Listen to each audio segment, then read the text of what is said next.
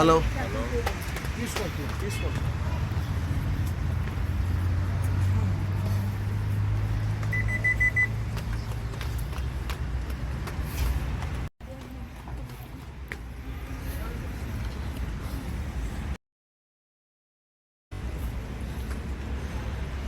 Praise the Lord. Hallelujah. దేవుని బిడ్డలారా, మీరు చూస్తున్న నైల్ నది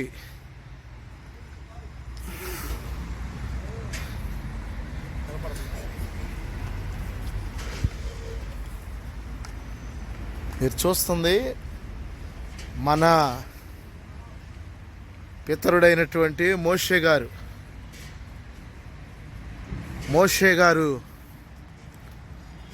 ఏ స్థలంలో అయితే మోషే గారు ఫరో యొక్క కుమార్తెకు దొరికాడు,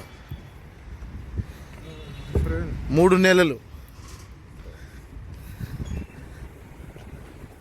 దాచలేక మరి జమ్ము పెట్టి తయారు చేసి కీలు పూసి ఏ నైలు నదిలైతే ఆమె వదిలిపెట్టిందో ఆ నైలు నది మీద నైల్ క్రూయిస్ అంటారు. ఇది ఒక చిన్నపాటి వాడ లాంటిది. Fine fine. హాయ్.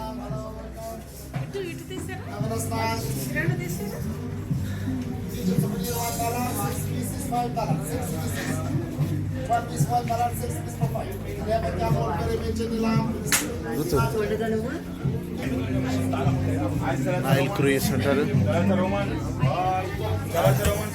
హలో.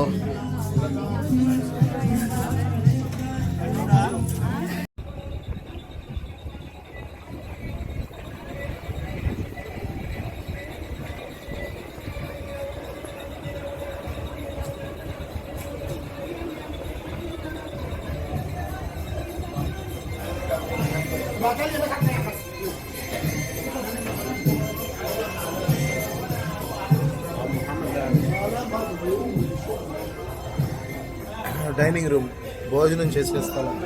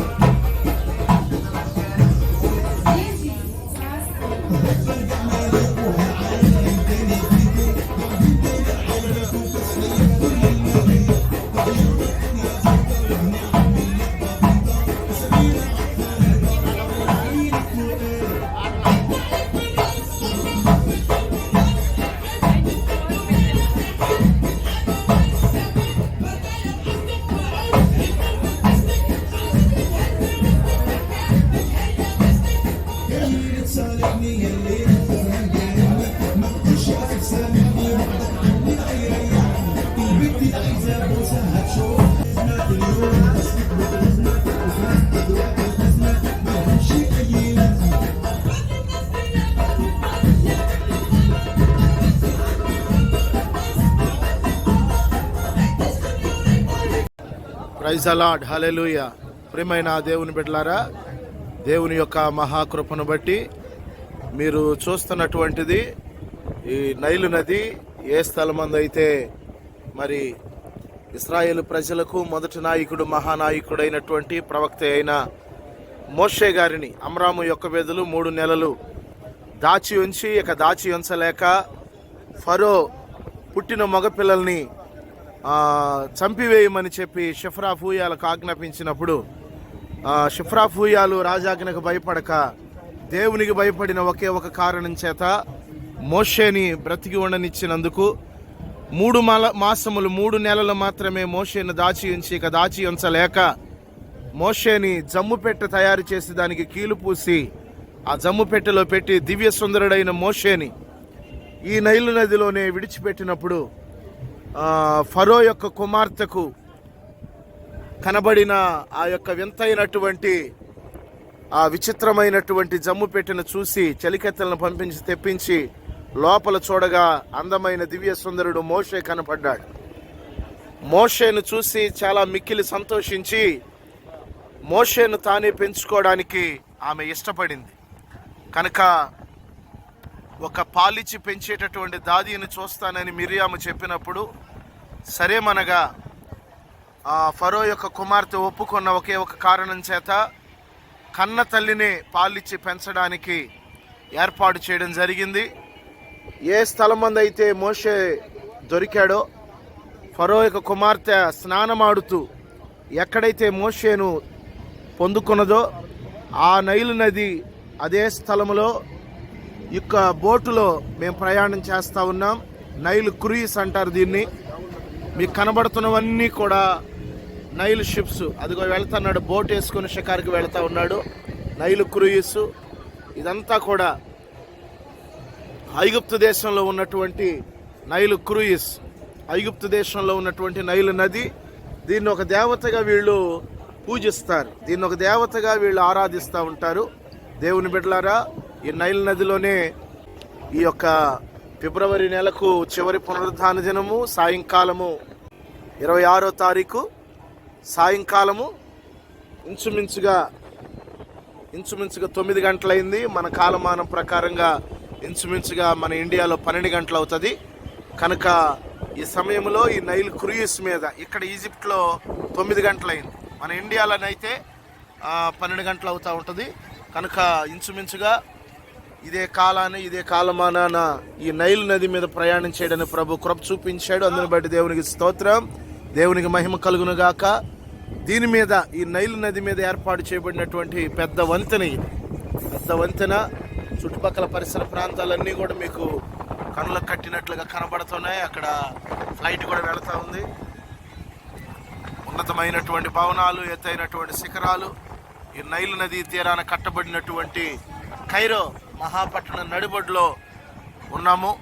దేవుని బిడ్డలారా, రాత్రి సమయాల్లో ఈ వేళలో ఇలా ఆడుతూ పాడుతూ అనేకమైన టూరిస్టులు ఈ రీతిగా సంతోషిస్తూ వారు సమయాన్ని, కాలాన్ని గడుపుతూ ఉంటారు. ఏది ఏమైనప్పటికీ మీరు చూస్తున్న ప్రపంచం అంతా కూడా ఎంత లోక వైభవాలు, ఇవన్నీ కూడా లోక వైభవాలు ప్రాధాన్యం కాదు, కానీ స్థిరమైన సుస్థిరమైన రాజ్యము, పరలోక పట్టణాన్ని స్వతంత్రించుకోవడానికి ప్రతి క్రైస్తవుడు కూడా ఆశపడాలి, ప్రతి క్రైస్తవుడు కూడా ఆరాటపడాలి. అందుకొరకే భక్తి చేయాలి, అందుకొరకే విశ్వాసాన్ని, రక్షణను కాపాడుకోవాలి. కనుక ఏ నది మీద అయితే మోషే, నీటిలో నుండి తీయబడినటువంటి మోషే లభ్యమయ్యాడో ఫరో యొక్క కుమార్తెకు, అదే నది మీద ప్రయాణం చేయడానికి ప్రభు కృపనిచ్చాడు. అదే స్థలంలో దానికి సమీపంగా మేమున్నాము. దీనంతటిని చూడటానికి ప్రభు ఇచ్చిన భాగ్యాన్ని బట్టి దేవాదేవుని స్తుతిస్తూ, గణపరుస్తూ, ఆరాధిస్తూ ఉన్నాను. సమస్త మహిమ, ఘనత, ప్రభావాలు మన యేసునికే చెల్లునుగాక. ఆమేన్.